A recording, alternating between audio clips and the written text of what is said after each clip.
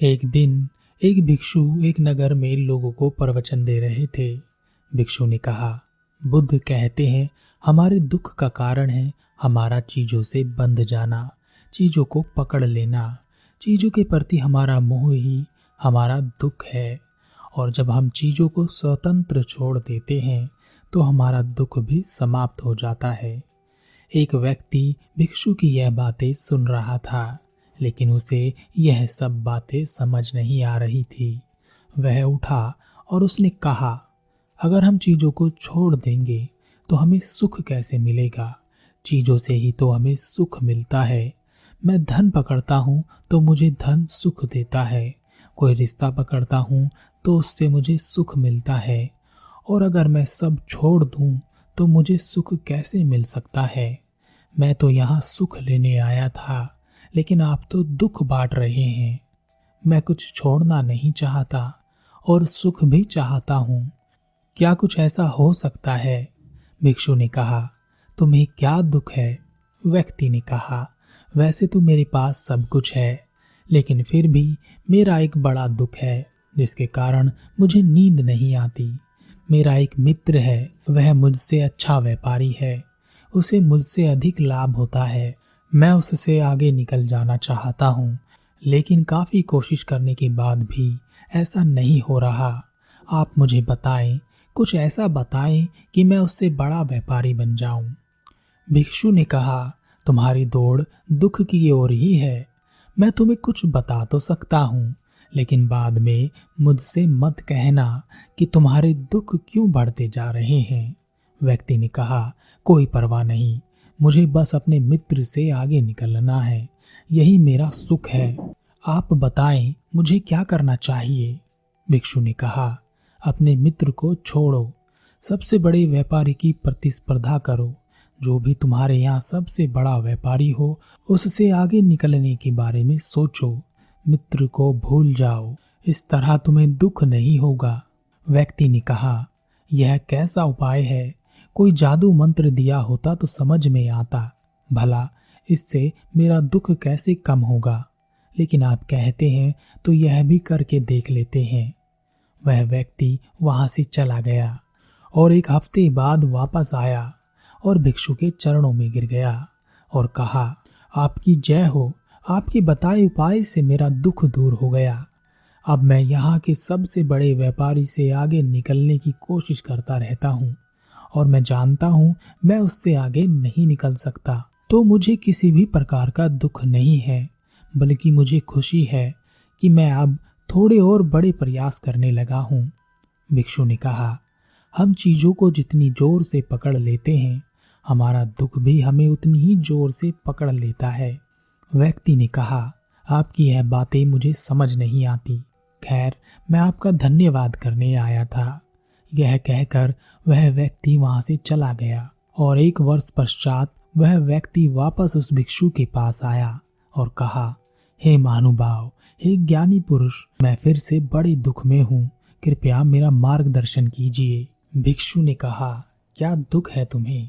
व्यक्ति ने कहा, उस सबसे बड़े व्यापारी से प्रतिस्पर्धा करते करते मैं इतना बड़ा व्यापारी बन गया हूँ कि मैं उससे केवल एक पायदान पीछे हूँ, और अब मुझ में ईर्ष्या उत्पन्न हो गई है।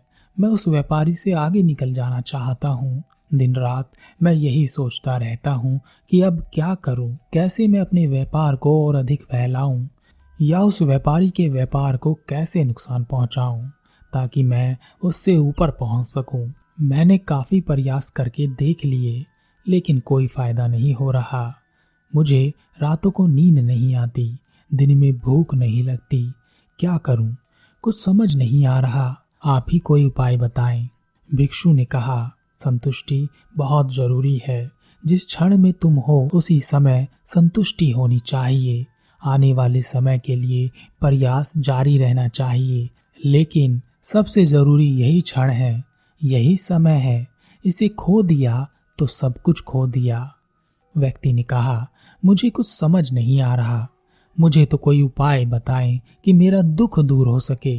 भिक्षु ने कहा, तुम्हारा व्यापार बढ़ गया क्योंकि तुम उस बड़े व्यापारी से प्रतिस्पर्धा कर रहे थे। तुम बड़ा सोच रहे थे और अगर तुम उससे आगे निकल गए तो फिर तुम किसकी प्रतिस्पर्धा करोगे और कैसे बड़ा सोचोगे।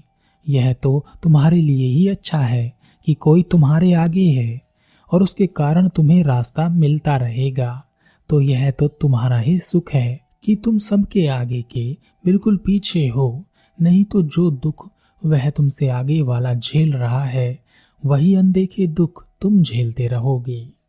उस व्यक्ति को भिक्षु की बात समझ में आई और उसने कहा, आपने बात सरलता से समझा दी, नहीं तो मैं बेवजह ही इस दुख को लिए घूमता रहता।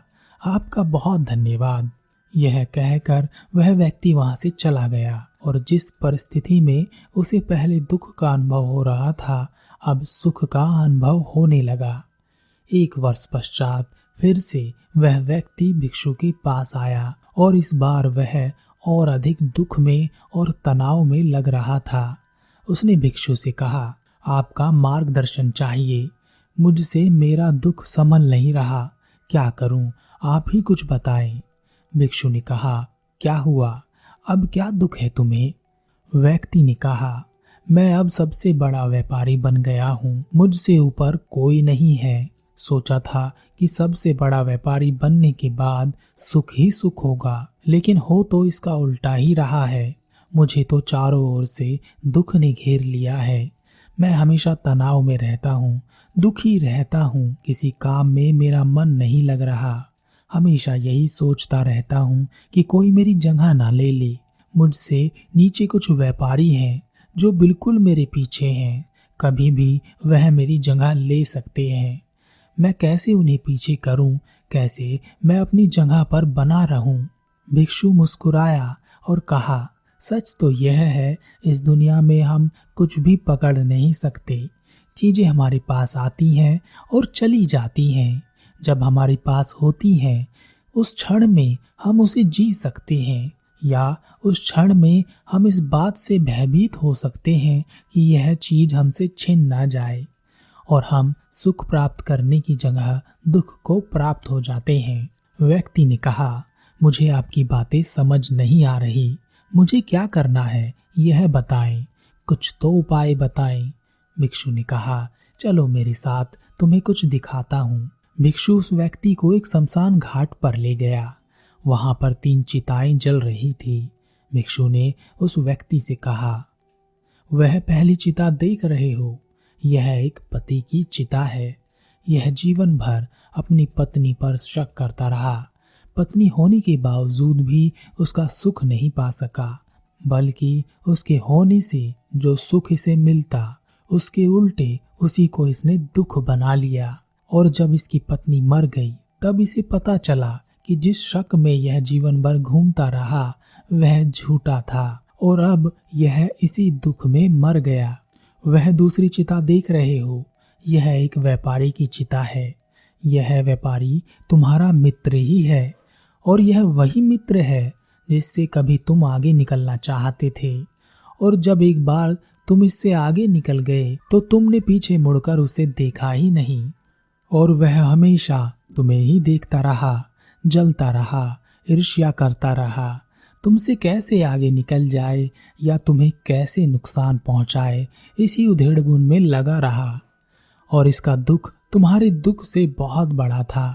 सुख के सभी साधन होने के बावजूद यह उन सब का आनंद नहीं ले पाया, बल्कि अपने बनाए गए दुख में ही मर गया। अब तुम यह जो तीसरी चिता देख रहे हो, यह चिता तुम्हारी है। व्यक्ति ने अचंभे से कहा, मेरी चिता, लेकिन मैं तो जीवित हूँ। भिक्षु ने कहा, कब तक रहोगे? एक ना एक दिन तो इस चिता पर लेट ही जाओगे और इन 2 बाकी लोगों की तरह तुम भी एक दिन दुख में ही मर जाओगे, जबकि सुख के सारे साधन तुम्हारे पास थे, लेकिन तुमने अपना दुख खुद उत्पन्न किया। भिक्षु की यह बात सुनकर वह व्यक्ति सोच में पड़ गया और कुछ देर बाद बोला, भंते, क्या किसी चीज की चाहत रखना गलत है? क्या सफलता पाना गलत है? क्या हमें वहीं रहना चाहिए जहां हम हैं? क्या आगे बढ़ना गलत है? भिक्षु ने कहा, जो चीज जिस क्षण में तुमने पा ली है उसे उसी क्षण में जीना सही है। सफलता भी एक क्षण की ही होती है।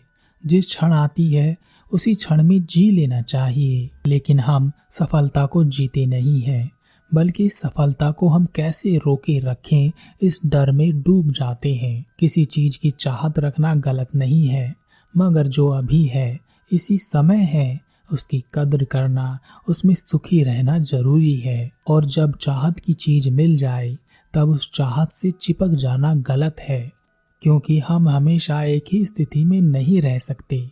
चीजों का आना और चले जाना यही समय है। तुम समय को रोक नहीं सकते। हमें हमेशा आगे बढ़ते रहना चाहिए, लेकिन हम वहीं रुक जाते हैं जहां हम हैं, सफलता के शिखर पर। भला कोई व्यक्ति ऐसा है इस दुनिया में जो अभी तक वहीं हो जहां वह रहना चाहता था? जिस समय में जो तुम सत्य करो उसी समय में जीना सुख है, बाकी दुख है। उस व्यक्ति को भिक्षु की बात समझ आ गई और वह उनके चरणों में प्रणाम कर वहां से चला गया। और 1 साल बाद वापस भिक्षु के पास आया और कहा, भंते, मैं बहुत खुश हूँ, सुखी हूँ। कल ही मेरी पत्नी का निधन हो गया, लेकिन आपकी वजह से मैंने उसके साथ बहुत अच्छे पल बिताए। मैंने हर क्षण को उसके साथ भरपूर जिया। उसके चले जाने का थोड़ा दुख मुझे है, लेकिन कोई बात नहीं, सब जाते हैं, मैं भी जाऊंगा, आप भी जाएंगे। मैं अभी भी एक बड़ा व्यापारी हूँ, लेकिन मैं जो हूँ उसी में खुश हूँ। मुझे अब किसी बात का डर नहीं, ना नीचे गिरने का, ना ऊपर उठने का। अपने से ज्यादा जितना धन कमाता हूँ उससे मैं लोगों की मदद करता हूँ। इसमें बहुत आनंद है।